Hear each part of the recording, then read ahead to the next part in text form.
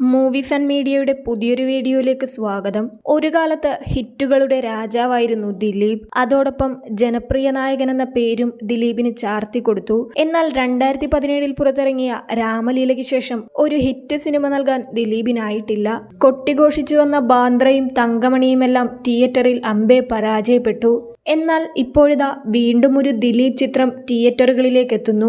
കഴിഞ്ഞ കുറച്ചു വർഷങ്ങളായുള്ള ദിലീപിന്റെ ചിത്രങ്ങളൊന്നും പ്രേക്ഷക പ്രതീക്ഷയ്ക്കൊത്ത് ഉയരാത്തതുകൊണ്ട് തന്നെ പവി കെയർടേക്കർ എന്ന ചിത്രത്തിന് വലിയ പ്രതീക്ഷയൊന്നും ഇന്നലെ വരെ ഉണ്ടായിരുന്നില്ല.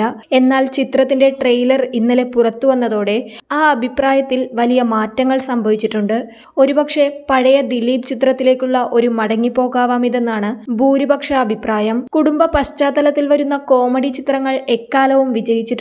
അത് കോമാളിത്തരത്തിലേക്ക് പോകാതെ നിയന്ത്രിക്കുക എന്നത് മാത്രമാണ് ഏറ്റവും വലിയ കടമ്പ.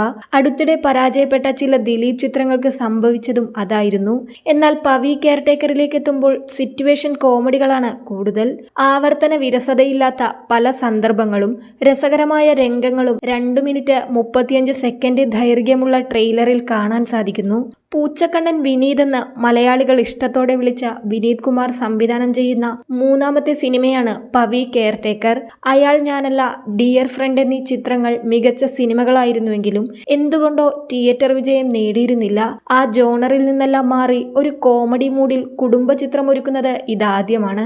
മുൻ ചിത്രങ്ങളിലെ പാകപ്പിഴകൾ പരിഹരിച്ചുകൊണ്ടുള്ള മികച്ച ഒരു എന്റർടൈൻമെന്റ് സിനിമയായിരിക്കും ഇതെന്ന് ട്രെയിലർ ഉറപ്പു നൽകുന്നു.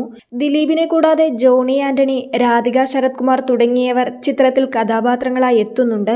5 പുതുമുഖ നായികമാരാണ് മറ്റൊരു ഹൈലൈറ്റ്. റിപ്പീറ്റഡ് വാല്യൂ ഉള്ള ഒത്തിരി ചിത്രങ്ങൾ ചെയ്ത ദിലീപിന്റെ ഒരു തിരിച്ചുവരവായിരിക്കും ഈ സിനിമയെന്ന് ട്രെയിലർ കണ്ട ജനം ഒരേ സ്വരത്തിൽ പറയുന്നു. 10ഓളം സിനിമകളുടെ തുടർ പരാജയങ്ങൾക്ക് ശേഷമാണ് വലിയ പ്രതീക്ഷയോടെ ഒരു ദിലീപ് ചിത്രം വരുന്നതെന്ന പ്രതീക്ഷ ജനങ്ങൾക്കുണ്ട്.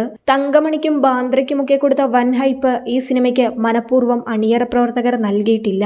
2017 റിലീസ് ചെയ്ത രാമലീലയ്ക്ക് ശേഷം ദിലീപിന്റെ കരിയറിൽ ഒരു ബോക്സ് ഓഫീസ് ഹിറ്റ് ഉണ്ടായിട്ടില്ല. കമ്മാര സംഭവം, ശുഭരാത്രി, ജാക്ക് ആൻഡ് ഡാനിയൽ, മൈസാൻഡ, കേശു ഈ വീടിന്റെ നാഥൻ, തട്ടാശ്ശേരി കൂട്ടം, വോയിസ് ഓഫ് സത്യനാഥൻ തുടങ്ങിയ സിനിമകളെല്ലാം ആക്ഷനും കോമഡിയും ത്രില്ലറുമെല്ലാം പരീക്ഷിച്ചുവെങ്കിലും അതിനൊന്നും പ്രേക്ഷകർ ഇഷ്ടപ്പെട്ട പഴയ ദിലീപ് ചിത്രത്തോളം എത്താൻ സാധിച്ചില്ല. ഏപ്രിൽ 26 ഈ പരാജയങ്ങൾക്കെല്ലാമുള്ള മറുപടി പവി കെയർടേക്കർ നൽകുമെന്നാണ് ജനപ്രിയ നായകന്റെ ആരാധകരുടെ പ്രതീക്ഷ.